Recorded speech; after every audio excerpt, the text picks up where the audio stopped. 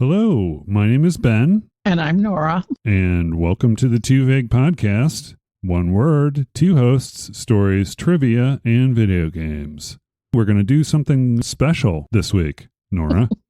Last year when I went to PAX, they had me join this press engine thing, which seems to be more of an official mechanism by which PR firms and stuff distribute and manage key codes for video games. By key codes, I mean like review codes and stuff. Key codes, yeah. Yeah, by some sort of odd fluke, they recognized me as a major news outlet. So the Too Vague Podcast is going global-ish, I guess. It was global before. Yeah, it's true. It's going more global. Hyper-global. I don't want to invent any weird buzzwords or anything.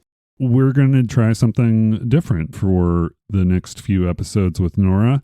I've got probably about a dozen, maybe more review keys that I've been assigned. And instead of trying to come up with a full episode that revolves around a word associated to all these key codes or try and force them in by telling people what I've been up to lately, we're going to experiment and we're going to discuss a topic that's related to the subject of the video games that I am reviewing. And we'll kind of do a question answer session with Nora to keep her interested. As interested as you can be in video games. But right. This first episode that we're going to do, we've got a couple of games and they revolve around the topic of mental health. So we're going to have a little bit of discussion about how these two games, Next of Kin and RATSHAKER, I don't want to say positive and negative view on mental health, but those are two different approaches to how this is. One is telling the more realistic story of what can happen, and the other one is more of a fantasy horror thing, but they both touch upon the importance of mental health. Okay. The first one we'll start out with is Next of Kin. The description from the press engine webpage: Thomas and Martha decide to move to Moljokabo, a peaceful village in the countryside. Everything seems fine until one day Thomas wakes up and makes a horrifying discovery. Martha is gone. Next of Kin is an emotional cinematic 2D game that follows Thomas's endeavors to find his lost wife. This game is developed, promoted, and published by indie game developer Spelkthal Games. This game is presented in a format that is very much like your 16-bit graphics of the old school Nintendo, the Genesis, the Super Nintendo, that kind of presentation. Yes. What did you think of the trailer? What did it tell you about the game? What were your expectations about the game? Okay, well, I'm interested in the story. I'm interested in more than a minute and 40 seconds or whatever it was. Right. And that was good. I mean, that little short time made me want to do more, find out more. I did have one problem, and I don't know if it's because it was in the trailer or because I'm old. Okay. But the little texts that they have of conversation, they went too fast. I couldn't read them all. I mean, I'd be reading maybe get a little bit past the first line when there's 3 lines and it would flip off. So I missed some of the important conversation. Is that just because it's in the trailer and they're trying to speed things up? I believe that is the case in the trailer, because usually when you get into conversations in games like this, narrative driven, you press a button to advance the conversation, so it allows you to... Right. Because I have some of those. So it doesn't necessarily speed by like that. I think it was just for the trailer. Because the tendency, and this is, talking to a couple of other game developers, when they do a trailer, they want to keep it under a minute and a half in general. Right. Which in some cases is fine. I think it really depends on the game, whether or not you have a trailer that's a minute or longer. And we had a conversation, myself and Eric from Imaginary Game Studios, on the derivative episode about how they were debating how long to keep the trailer. If it was, they had a version that's 2 minutes, which goes into some of the unique abilities in the game and sort of what is behind the scenes as far as the game mechanics and how it's not just a move, it's got dimensionality to it. Right. They cut it down to about a 60-minute trailer, or 60 minutes, what am I saying? 60-second trailer. Yeah. Eric said it gave him the impression that it was just like any other platform game. It didn't really say anything unique or interesting. Exactly what I mean. I would think it would need more than a minute. Like for this one, I think it was 147 or something like that, if I remember correctly. And it gave me an interest in it, but I wanted more. Okay. That's kind of what you want from a trailer, I think, a little bit. You want to give just enough to pique your interest. Right. Since I gave the initial opening, you now know that it's about mental health. But did you get the impression that it was a mystery, as far as a traditional sort of mystery to solve, and you're looking around for clues and things like that? Yeah, that's what I thought. And, I like mysteries. So even I knew it was in the emotional or mental health variety. Yeah, they give you sort of a disclaimer kind of statement where it says this game talks about certain subject matter like miscarriages and thoughts of suicide. So you kind of know what you're getting into. Really? Okay, they didn't say that in the trailer. No, they did not. They did not say it in the trailer. It's a little more serious than it looked then. Yes. For better or for worse, the presentation of it is this is sort of a mystery to solve, but there are some pretty emotional stories. Oh. Here's the thing they say with the key features. It says it's an emotional story that deals with both lighthearted and serious subjects. Okay. It didn't feel lighthearted. It felt like it was more serious subjects because your wife is missing. There's some banter in some of the memories that Thomas has as he goes around the village. Find clues, solve puzzles, and uncover the truth about Martha's disappearance. Interesting. And maybe this is just me because I've played so many games. The puzzle elements are very minor. It's just a matter of walking around the village and looking at stuff and going into houses. And I think the focus of this game is more about the mental health aspect of what happens to Thomas and maybe the traumatic events that have landed him in this spot. In general, it has a happy ending if you think about it in a certain way, but it does touch upon mental disorders. For example, dementia, which is just a general term for mental decline in daily life associated with Alzheimer's, but I would say that it's generally age related when you say dementia with Alzheimer's. Whereas if you talk about schizophrenia, it can happen at any time. To anybody. Exactly. There's something inside you physically that will create it or that's there genetically. My opinion, I'm not a doctor, in some people that comes out, and it doesn't have to do with your synapses breaking apart or anything like that. It's not a cognitive decline kind of thing. Schizophrenia in general is a disorder that occurs during your adolescence or young adulthood.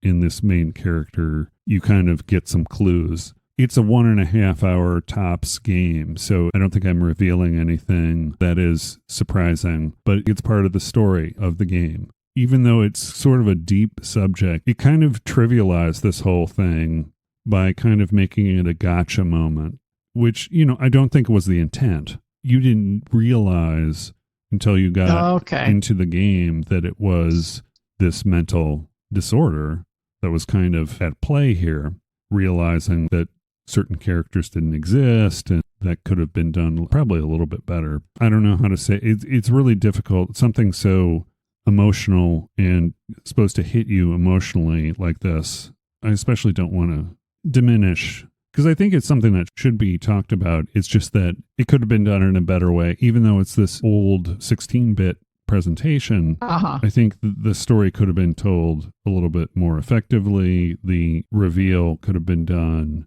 less as a gotcha and more as a slow realization. Yes. Yeah, I agree with you about it being more open during it. Maybe not at the beginning. If you look at a description of a game and it said, this is about problems with mental health, where you will be party to, that's the kind of thing people will go, no, I think I'll pass. What's the next game? That is not necessarily the case, because there are a lot of games that involve mental health things that tell you right up front that's what they're about. There are games about death, the process of dealing with death. There are some really deep games that if you make it clear up front there is an audience for that. Right. Okay. There's this game called Grease, which is Grease, not as in Grease is the word, but GRIS, that is about dealing with the loss of a loved one. There are also games that focus on the psychosis piece of a character. There's a series called Hellblade. They've made 2 different games, but it's sort of a dark fantasy game based in Norse mythology, following this character named Senua, Senua, who's a warrior, and they sort of struggle through these bouts of characters talking to them that don't exist. This is like an action game, so it mixes that with these bouts of psychosis. Yeah. And initially it was more about the adventure game and less about having realism, but as they developed it more and more, they thought it should walk both lines and kind of bring some awareness to that kind of disorder. It focuses on mental health, sort of trying to deal or manage this as a warrior, right? She gets all sorts of different things influencing her, and it's just kind of an interesting presentation. Right. And I could see how, first of all, I could see how you could do that in a more broad theatrical way or in a more serious way. And it brings to the public the fact that a lot of people deal with mental issues, whether they're more of the minor disorder or heavier. It brings it to the public, which is important. Yeah. That the public understands that it's not a sin. Okay. Now, I'm a boomer. One of the first, really old.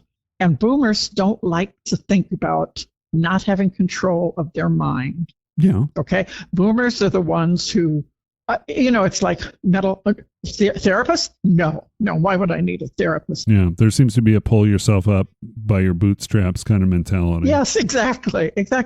And I don't know how Xers are, to tell you the truth. About it, if they're a little more open. I know the farther on we go, people are more open about it and accepting. And I spent my life my mental life, trying to make sure people know about it. And so in a way, I think all those games are great. Yeah. But as somebody my age, I say, you mean people are going to actually want to buy that and play it? Yeah. There is an audience for the storytelling and narrative of how these are real people dealing with this kind of thing. Right. Everybody has problems. Yeah, exactly. But going back to the way that this story is presented in Next of Kin, you get the revelations that all these horrible things have happened, but the gotcha is the mental disorder. It's not bringing awareness to it so much. I don't think it was the intent, but it feels like, surprise, it's this. Yeah. One other game I want to kind of compare it to, I'm just presenting examples of how certain games have done this education and enlightenment of the disorder itself in very positive ways. There's this game from a developer and publisher, Threefold Games. The designer is Chela Ramanan and the programmer is Claire Morwood. The focus of this game called Before I Forget, which was released in 2020, it depicts the effects of Alzheimer's disease on a woman who's trying to recall her life. I don't know if you know what a game jam is. No. I think we mentioned it in passing, but think of it as sort of an improv exercise where you get together for hours or days or whatever, and you challenge yourself to come up with a game on a particular topic. Ooh, cool. These game jams are good ways to kind of come up with something new and interesting based on a subject. It's kind of a good challenge, I think, creatively. Sounds great. Well, that's what happened with this game Before I Forget, and they did some research. Threefold had a chance meeting with a healthcare worker who corrected details about Alzheimer's disease. So this led them to work with Gaming the Mind, which is a mental health charity, who helped Threefold design the games, puzzles, and internal dialogue to be much more authentic expressions of Alzheimer's disease. Those are the things that I want in a mental health kind of game. I don't want trivialization. Yes. Oh, agreed. I mean, it's a beautiful looking game, too. Unfortunately, I can't play it on my Mac because this is totally in the weeds and your eyes are going to glaze over. But when they went from 32-bit operating systems to 64-bit operating systems in Mac, there was no going back. So 32-bit games can't be played on a 64-bit machine in general. Oh, okay. I probably will watch a playthrough of it just to see. Do you have any experience with people with Alzheimer's or schizophrenia or anything that you are aware of? Well, yeah, all of the above. I had a friend who had schizophrenia a long time ago. We were in our teens and early 20s and stuff. She eventually killed herself because oh, Lord. She was like 31, not that that makes it any better, but she just had too many voices in her head, or, like too many things telling her, and she just couldn't take it anymore. Yeah. So that kind of focus on mental health has changed for the better. I think it's a lot more talked about. And you mentioned the whole generations thing. I think we were sort of on the fence. Gen X was sort of at the beginning of that being acceptable and understanding that it happens and being open to talk about it. Because I think in general, Gen X is sort of closed off. They want to be tough. They're kind of like, yeah, well, we can handle this ourselves. Yeah, we took care of ourselves growing up. Yeah. Exactly. We drank all of the garden hose, which is not something I would cop to, but whatever. And then there have been Alzheimer's in my extended family, not my blood family. Do you know what about Alzheimer's? It shows itself different ways, which I did not understand. Like my father-in-law was diagnosed with Alzheimer's at some point, and I kept saying, well, what kind of crackpot did that? Because he's basically just depressed. He's quiet. He doesn't.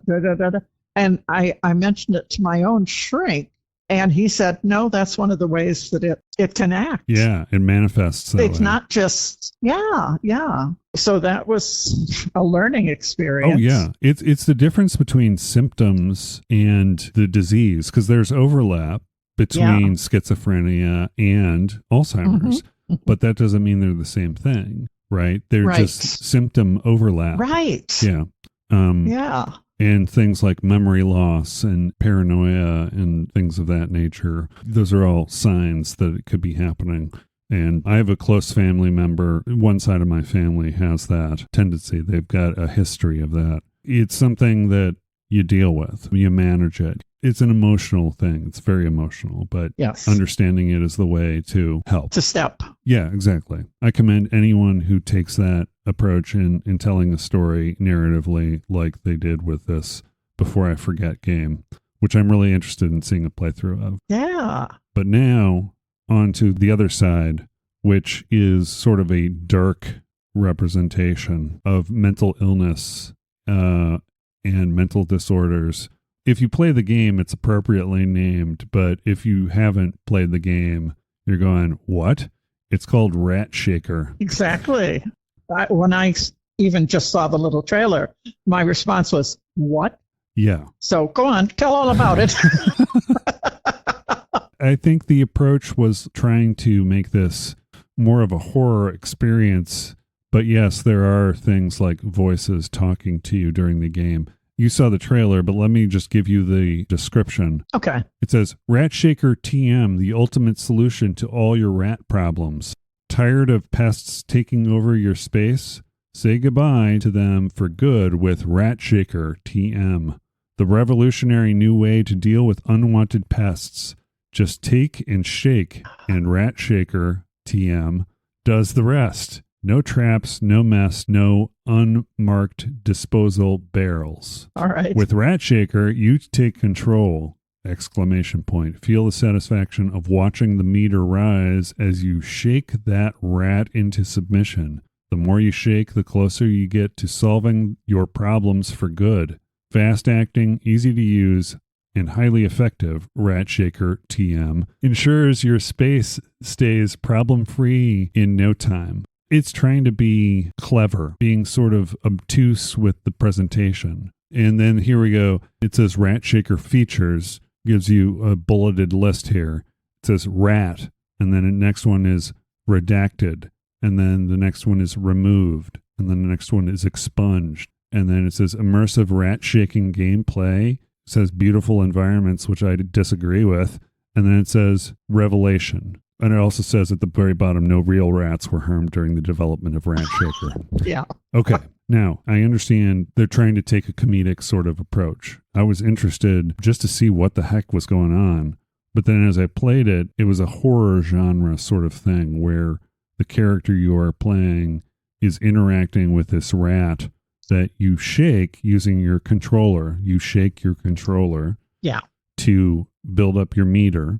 And then you squeeze the rat to do things in your environment. So you point your target indicator to a door, for example, and then you squeeze the rat and that opens the door. But then you have to recharge your rat meter so you can do more things. Okay. You're kind of looking around, shaking your rat to build up enough power to do things in the environment. And it's a horror environment. I mean, there's horrible things on the walls. There's rat infestations everywhere. And as you play, it becomes more and more clear that it's your own psychosis that is talking. Yeah. The rat is telling you all these things that you don't deserve, that, or, you know, it's telling you horrible things. Essentially, it's a schizophrenia simulator. And there are people who really like this game, but I don't understand why. People like to be scared, and there's a horror element to it. Right. But, you know, and calling it schizophrenia simulator instead of RATSHAKER probably wouldn't be a good choice either. But Right. let me just get back to the development folks of this game. It is promoted by Shara Media, developed by Sunscorched Studios, and published by Dark Product, which is incredibly accurate. You watched the trailer. What were your thoughts on the trailer and what it was giving, or what it was showing you in the game? Well, my main thought was, this doesn't tell me much about the game. No, it doesn't. Yeah, there's some guy shaking a rat, and he's shaking it at a few things. Yeah, and the rat is actually yelling. It's going, oh! The rat was not dead. Yeah.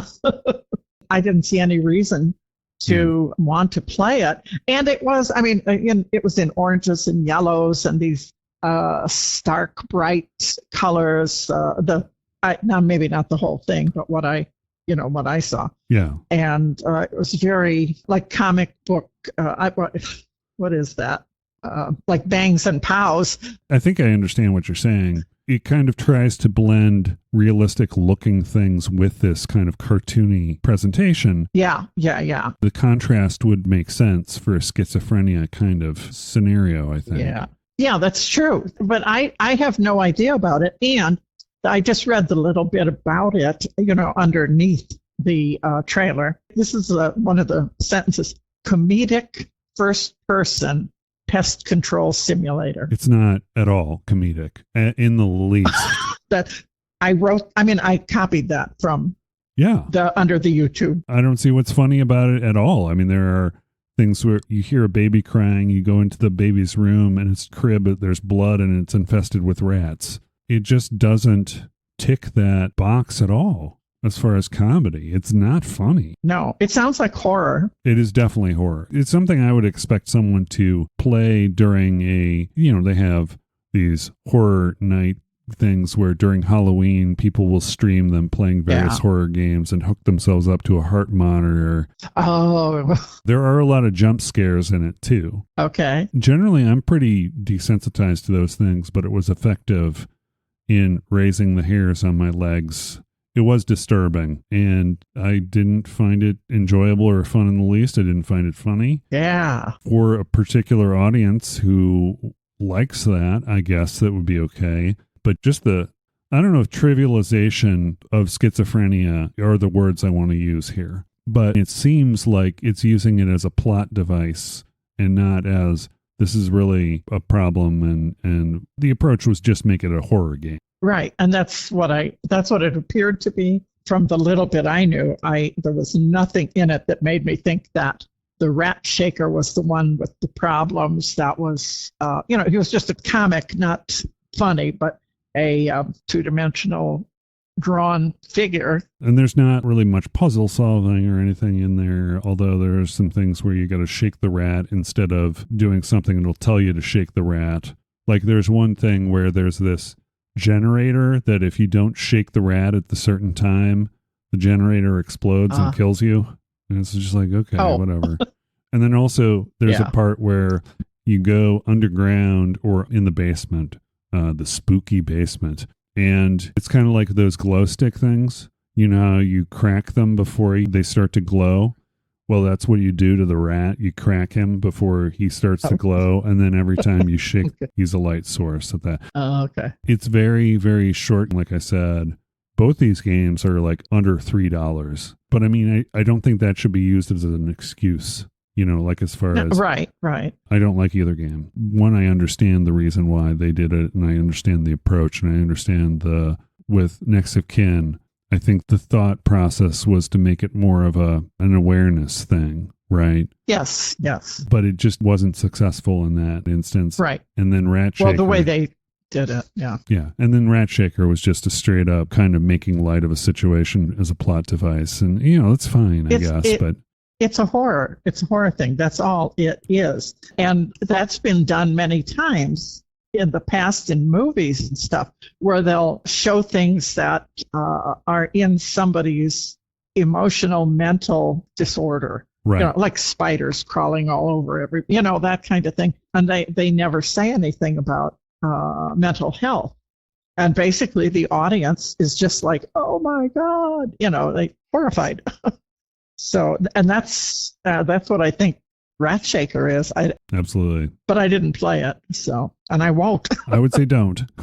So Right. anyway, I think that's as good of a stopping point as we need for these game reviews and discussions on mental health. Yeah. Unless there is anything positive that you want to say, but it's important to focus on it. And as I grow older, it's something that I've been no stranger to having these panic and anxiety things since I was in my 20s. So it's sort of become second nature for me to talk about it because I think I'm an example of how to positively manage those. I think that everybody, of course, should accept that, they should be aware of them, but they should accept the fact that it's something that exists, whatever reason it exists for, whether it's some chemical imbalance or electric problem in your brain, whether it's from something that was done to you when you were a child, which would cause the problem. Traumatic events. Yeah, whatever, except that it happens, except that it's the same thing as having a cancer or a cold, a bad cold, different degrees. Mm-hmm. The most important thing we can do is get people to accept it and understand that it's something that we can work with. And it's not something to be ashamed of. Get help is what I would say. The tricky part is saying to yourself or having an interaction with someone that says, hey, you need help. And when you come to that realization on your own, it's probably a little bit more effective. But maintaining your mental health is very important. And I think as a society starting to realize that more and more. So that's a good thing. We are. Yeah. And the younger generations are doing a darn good job of it. Absolutely. And being open about it. Yeah. So thank you, Nora, for discussing these incredibly exciting games with me. Yeah. The takeaway is there's got to be a synthesis of fun gameplay, which neither of these games had, and telling the story. It's got to be a synthesis. Right. Like I said, in both cases, there was very little, but I'd still be interested in seeing what they come up with later on. It seems like both these companies do their thing well, but they just don't appeal to me in their current form. So unfortunately, I'll have to give them negative. No, I don't know. I'm not going to rank them. I'm just going to say they're not for me. They may be for some people, but they're not for me. I kind of was interested in Next of Kin. Even I didn't play it, but it was like, it's an interesting story. I want to see what happens next. But I might get bored after a short time. It is so short, you probably wouldn't. It's a matter of walking around the environment and finding clues and things. So you might enjoy it. I just was left with the fact that it just they used it as more of a plot character gotcha as opposed to a slowly revealing, this is kind of what happened. Right. But I don't think their heart was in the wrong place. I think they were trying to do a good job. Right. And in both cases, they were sort of game jam nuggets that they discovered these ideas during game jams, and then they developed them on their own to something bigger. So Thank you, Nora, for discussing games with me. We'll see you on the next show, folks. Have a great night. Yep. You can say bye now if you want. Oh, can I? All right. Bye, everybody. Excellent job. Thank you. You too.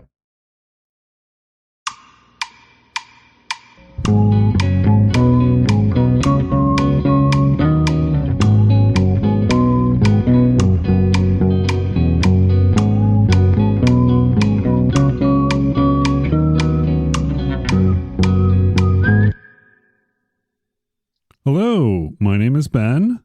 And I'm Nora. And welcome to the Too Vague Podcast. One word, two hosts, stories, trivia, and video games. Thank you, Nora, for joining us on a new deep dive topic of conversation about, well, we'll figure out what it's about. Yeah, I was waiting. And I wanted to do a folklore episode with you a while back. Yes. We may revisit because the topic of folklore in general is very interesting. And it could have fit in this episode, I think, as far as a word. But maybe make this sort of an appetizer. Because folklore has so much. It's so vast. And it's an interesting part of culture that we can talk about some of our favorite stuff and the word itself and its origin. But for this episode, what we're going to do is we're going to talk about a game code that I got for the game Spirit of the North 2, which is the sequel to a game called Spirit of the North, although it seems like it's more of a tweaking the game kind of thing that they did with this, where you play as a fox in a Icelandic looking landscape, a lot of nature, who's going on a quest for some reason, although it's not entirely clear why you're going on the quest because there is no talking. Spirit of the North 2 is promoted by Mark Allen, developed by Infuse Studios.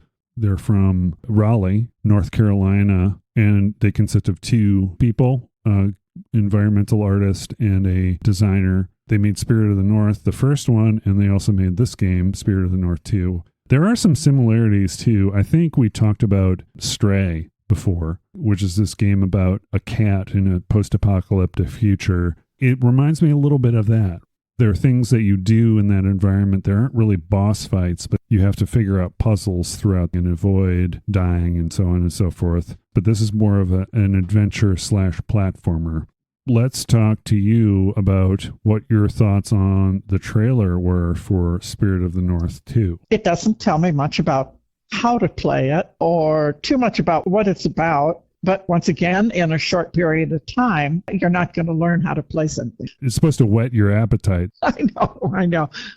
Since it's a sequel, I thought, well, maybe most people looking at this might know about it from previously. Mm-hmm. So then it's, I can understand that. It looks good. I like the graphics. I like the way things looked in that minute and whatever.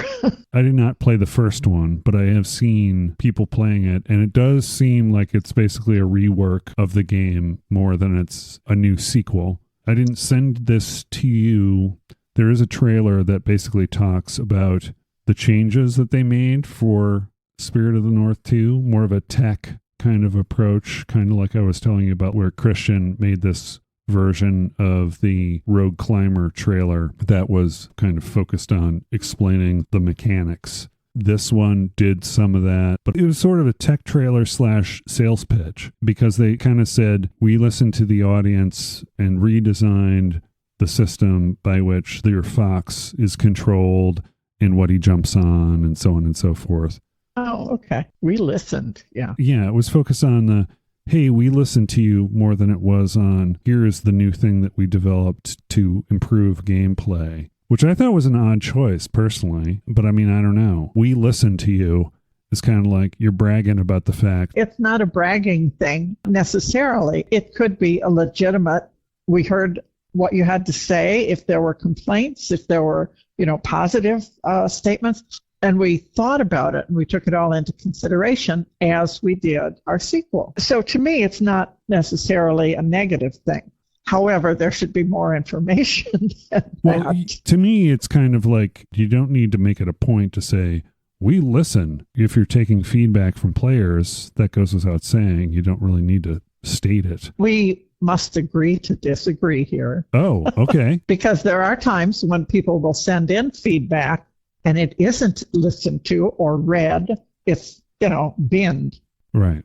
It's just, and so basically, I think when somebody uses that phrase, it means they've actually read what you had to say, tried to understand it. I read what you had to say anyway. And so to me, it's not as negative at all. I think it really means what they meant for it to say, that they took what they heard into consideration. Right. Here's my thought on that. Not that I wanted this to devolve in an argument, because it's not an argument. It's a discussion. But you respond to the people who gave that feedback by saying that directly. You make them promoters for your product by saying, we listened to you and here's what we did. As far as a trailer, someone who's just coming across this for the first time, they don't care whether or not they listen to feedback necessarily. It's, I want to know about the game and why I should play it. You can give that thank you for your input in a different way that's specific to the people who gave you input. Here's the other thing, too, that is my observation about when people provide feedback, there's the kind of feedback that's just complaining. And there's a lot of that in social media. Some companies will make decisions based on social media complaints and people just yelling about things. And it's not constructive feedback. It's just people complaining. And I don't think that should be, when you acknowledge the fact that you spoke up and we listened, yeah, keep on complaining about the stuff you don't like because we'll listen. And it's like, that's a kind of a false expectation. I understand where you're coming from, though. It's nice to hear that your feedback actually impacted something, but I think that is better done one-on-one with people than in a trailer. Yeah, right. Well, I do understand the part about the trailer, yeah. But we still disagree, I think. Yeah, I think so. The beautiful landscape, it's very similar to the landscape in the first one. It's Icelandic inspired scenery, but the folklore, according to the website, is more of a Finnish tale. There are a lot of different animals that you come across in the game. You've got your red fox, but interestingly, the Arctic fox is one of the more notable animals in Iceland. So it kind of makes sense to have the main character a fox. And foxes are kind of, had they been domesticated, they could have been the cats that we have today, but they are cute. Yeah. What do you think of foxes? I do think they're cute, beautiful. One does want to pet them as opposed to a wolf or, something like that. It is like, oh, what a cute little, but that's their beautiful fur and their face. They are, and everybody talks about them. Sly fox being intelligent and stuff like that. So that's another reason it could be a main character. The things that you're doing in the game, you saw some in the trailer, but it's mostly about puzzle solving to continue on to the next goal. There are boss fights. Okay. Each boss fight ends in a scene that tells a story about a corrupted animal and you're freeing them from that corruption, which eventually leads to, at the very end, a corrupted human that has done this thing to the animals, and then he is also free from this. Interesting. It's very vague and up to interpretation because, like I said, there is no narrative. There's no reading. There's no talking. One of the problems I see in that is there are characters you interact with in typical games. You'll see foxes around. You'll see other animals, but you can't really interact with them. The only thing you can interact with are objects in the environment in general. Sometimes your raven that follows you around. Here's the description. In an ancient world left in ruin, embark on the journey of an isolated fox far away from home. With the help of a wise raven companion, seek out the lost legendary guardians and release them from the grasp of the dark shaman, Grimnir. Roam freely through a vast ancient open world, rich with long-forgotten history. Explore the unique, visually captivating biomes, each with its own challenges and secrets to uncover. Find powerful runes to enhance your abilities. Quests take you from dense forests through snow-capped peaks into dark and ancient crypts to save the lost guardian. Here's another thing. It says, tailor your fox's appearance and skills to suit your playstyle. So there is like a sort of a tree of unlocking different abilities and things. Oh, okay. Yeah. But it's very, very basic. You can also customize your fox. Oh. Your fox fur and your fox eyes. If you want to embody the spirit of your own fox, I guess. maybe you can. Well, yeah, some people like that. They like to customize their characters. Personally, though, I think it's a little silly, but that's fine. It's something that people enjoy, is customization of stuff. It reminds me of people putting Viking helmets on cats and stuff. What? People put Viking helmets on cats? Where is that video? I want that video now. Oh, there's a whole. I'm sure it's Photoshopped or whatever it is today. Yeah, it shouldn't be photoshopped. But some people actually knit some that looked like it's. There's more than one. The knit ones are a little more comfy for the kitty. Honestly, I'll try and look up. I'll try and look some up and send them to you. I saw someone who said that this is the proper use of AI. And what it did was it took cats and put them on diving boards and made them dive. So it was like them diving into the water, flipping around and into a pool, like an Olympic diver. I don't know if I call that the proper use of AI, but... I don't know if we have a proper use of AI. I don't think we are even in agreement on what a proper use of AI is. I'm not completely against it like a lot of people. When you talk about mapping the human genome, where you need that kind of computing power, and then also, to some extent, some sort of logical, if this happens, kind of way to build that. That's what we focus on using AI for, not drawing cats working at McDonald's or whatever. Right. Have you seen the cats working at McDonald's? You've looked at my reels. Yes. Back to the game. Cuteness aside, I wish there was more of a story. Sometimes when you're going to your next location on your journey, they've got this red trail of smoke in the sky that kind of steers you. But it's not like a lot of games where you can press your joystick button or whatever, and it'll show you exactly where you need to go. This is kind of like you look up in the sky and you see the smoke, and sometimes it's pretty accurate, and sometimes you got to figure out where it is. And it's a lot of hunting around for different objects that help you level up your fox. But let's talk about boss fights. Okay. What do you think about boss fights? They always make me nervous. I kind of remember that from us playing before. I mean, it's like, I just want to play. Let me go on. That's part of what games have come to be. There are these mini bosses or bosses at the end of a level, and then you move on to the next one. And the lack of complexity in a lot of the puzzles kind of made me feel like there was sort of a lack of complexity in the boss fights, because there was a lot of waiting that you needed to do while you were fighting. Oh. There was one where there was this corrupted bird in a tower, a huge bird, right? It's like 50 times your size. And it's kind of a coliseum, the outside of the coliseum that has those like column things.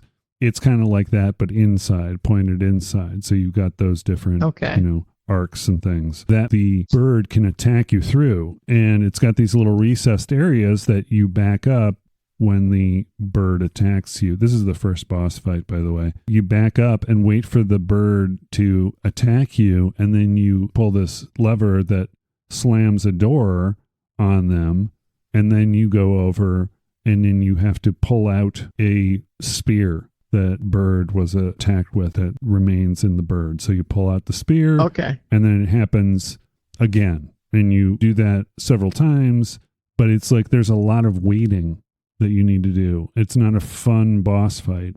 Unfortunately, the nature of the way the game was designed is there's a lot of running around. It's not an action like boss fights. You think fighting against the thing, you attack. There's really not that here. It's more of a run around and wait for the thing to get exhausted, and then you can do whatever you need to do.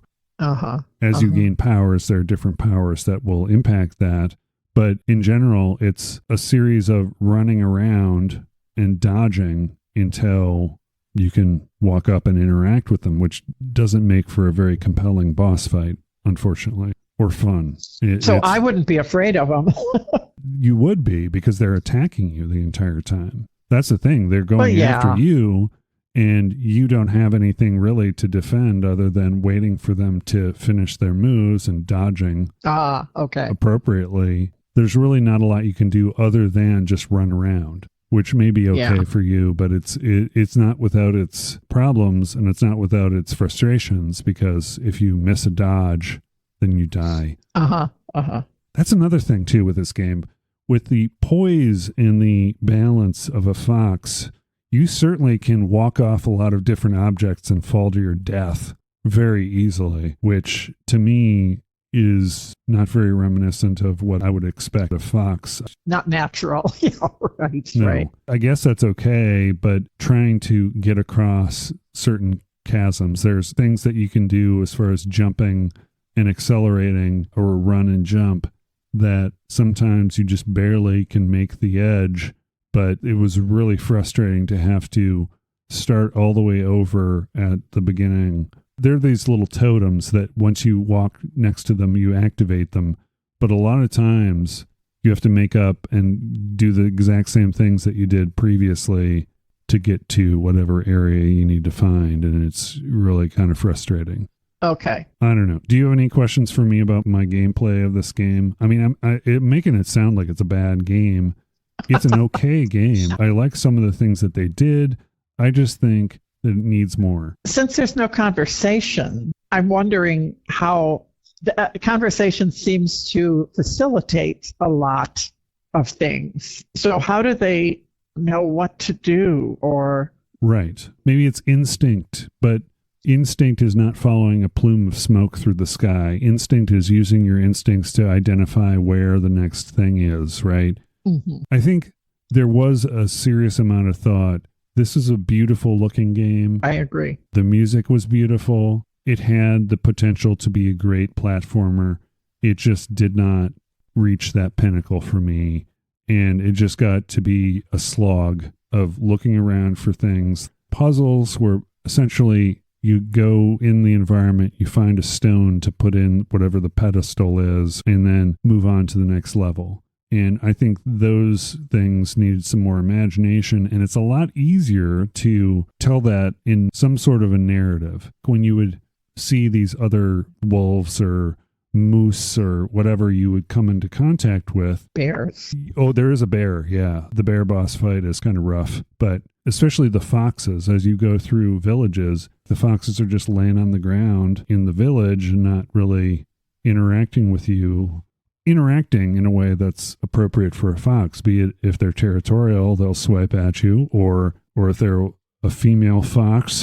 There are things that they could have done to show that there was more of a connection to nature, other animals, and interacting with them in ways. But that was not there. The improvements of the system for jumping to things seemed like it was a step in the right direction, but it still wasn't as fluid as I would have liked. You basically identify a ledge, and it seems like it's enough of a distance, but it just seems inconsistent sometimes, where it's like, there's a ledge there, but I can't look up to get to the ledge, but if I just jump on a little pebble, it appears.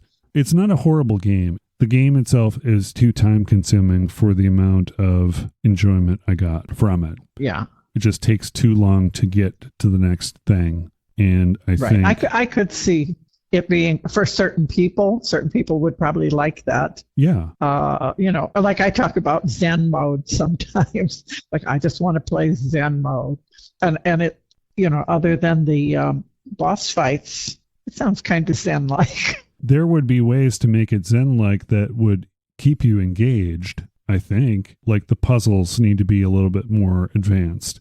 There need to be more indicators of what you need to do next that give you hints, but not too many where it's just leading you along the way. Right. It feels like it's a platform game from a previous generation, like older. It looks beautiful, but the puzzles aren't very challenging. The boss fights aren't very interesting or fun. There needs to be more of a focus on action personally. It's got a lot of potential, but there needs to be some kind of communication between the animals that gives you a reason why you're continuing on. Although when you defeat the different bosses, there is kind of a heartfelt sort of moment there.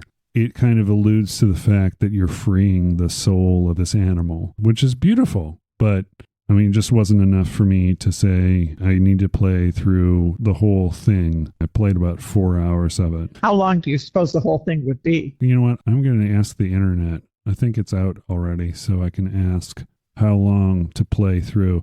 I couldn't see it being any more than 8 hours total, but we'll see what Google Gemini has to say about it. Okay, the first Spirit of the North took 5 hours, and Spirit of North 2, oh Lord, okay. The main story takes around 6 hours and 30 minutes to complete. For those who want to experience more than just the main objectives, it can take closer to 28 hours to complete. The average playtime across all play styles is around 21 to 22 hours, according to the website How Long to Beat. Well, did you come across things that made you want to do more than just go through the basics? I didn't find anything that was like an interesting sort of side quest. They may have been there, but nothing told me, because there was no talk, that there were these side quests to find other stuff. I mean, I did do exploration of the environment, which got me different unlockables and sometimes cosmetic options. I think that's the big problem, was the lack of a communication that would tell you. I understand why you would not want to do that, but if you're going to do that with animals, you got to find some way to creatively simulate a communication that is beyond the spoken. This day and age, conversation with animals, within animals, with humans and animals, in fiction of any kind, which includes games, is de rigueur. I mean, it's just done. Yeah. There's no question about it. Nobody would go, oh, wait, animals would talk. Right. It's just done.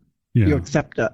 For the video game, though, you can communicate things through looks and facial expressions on animals, too, in a way. There's also going to be there are no humans, but it just seems to be a challenge to do that with no exposition. They say something about a beautiful ancient world in third-person adventure. Yes. Okay, does the third-person adventure mean you are the fox? Yes. I don't understand. No, hold on. It's the perspective. So when you're able to see the animal or see the human or see whatever you are, that is third-person perspective, because you can see your character. Whenever you have the view of, like, you're looking out at the world. Out your eyes. Yeah. Yes, that is first person. Like first person, you can't see behind you. Unless you turn around, then you can see behind you. Right. But if you're just third person, you're like the up in the sky watching everything. Exactly. Okay. Exactly. That brings up another negative, which I don't want to shower this thing. I know. But the camera itself, it needs some work, because sometimes you're behind objects and sometimes you're obscured from the view of your character. Oh, okay. Because you have to maneuver the camera yourself, but there are a lot of times where you get behind objects and things, and it's just visually jarring. You want to try and minimize those as much as possible. I think you should write to them and see if they listen to you. Just saying. I don't. Sorry. I don't think so. You know what? When you're talking about an independent game, right? Yeah. It's also a matter of there's an art and there is you trying to sell it. If you're taking more of a sales approach, then that is important. That whole, we listen to whoever buys this thing. But if it's something you're trying to tell a tale, if I tell you, work on the story, yeah, and they tell a different story, does that mean they listen to my feedback? Well, they may say, yeah. But I mean, whether they did or not, I don't know. I keep on saying this over and over and over again. I don't like to crap on people's art. I like the idea. I like the concept. I like the idea of playing a fox. Yes. But it's not as successful technically to pull me along enough to where I feel like I want to complete the game. I watched someone else play the game to get an idea of what the conclusion was, because I just got bored of the whole process. So. Okay. But the idea of playing the fox is a great idea. It's compelling, yeah. But it's what's done with how they do it, how they present it. When I first saw this, I thought it was beautiful. It is. And I was interested for that reason. And in the little official trailers, you can't really, if there's no communicating, that doesn't say that that's the case in the actual game. But I was, like you were talking about art, to me, that was a nice piece of art. Absolutely. Granted, you said there's some problems with the quote camera. But part of the art of video games is also the story. It's like a movie, right? The scenery can be amazing, but that doesn't mean that it's compelling or something you want to see. Even a narrator or something, short, not long, just the occasional narrated line or something. Absolutely. I think that is all it needs, really. You don't know what the fox is thinking, but you should. And just some animals must have internal monologue of some kind. Even if it's just like, I'm going to sniff this other cat's butt. It's still some internal monologue. I agree. Or should I sniff this cat's butt? Or I'm going to run away from that eagle. Yeah. Once again, I love the idea. I love the concept. I love the inspiration. The execution needs a little bit more work. It's like the second attempt, but it didn't hold my attention. Maybe it would have, if it was a game from a previous generation that didn't have those capabilities to do things other than put text on the screen or something. Maybe it could have been successful, but it just didn't hold my interest enough. It still might be for some people. Just exploring a big area doesn't mean it's a cozy experience. I think a lot of people just use the word cozy as a catch-all. If it means that you're just walking around and exploring, I guess that's cozy, sort of. No, it's not. Okay, we can talk about that on a later show, what cozy actually is. As somebody who was dragged around through her childhood, camping and hiking out in the woods, it's like, oh God, do I have to? And I was like 5. So the answer to that question was yes, you have to. Yes, exactly. But anyway, exactly. So let's close the show. Thank you, Nora, for joining me on this discussion of folklore-ish kind of stuff. We need to go into more. I mean, and that's the thing too. Like with the pictures, just generally touch upon some of the folklore-ish stuff, but it's not really telling you anything other than it seems like it's a story that is from folklore. Right. But it doesn't really give you any background or anything. So there really is. That's too bad. Yeah. It's not presented in a way that makes it compelling as folklore either. There are some people who will enjoy it. It's beautiful. It sounds beautiful. Yes. It's very emotional music. Being a fox is pretty cool. So yeah, it is. Yeah. Well, thank you, audience, for joining us on this special review of Spirit of the North 2 episode, talking about nature and foxes and stuff. And maybe we'll do an episode on folklore sometime with Nora, because it seems like it's something that she is interested in. So thank you for joining us. My name is Ben. And I'm Nora. And we've been your hosts. Have a wonderful night. Bye. Bye.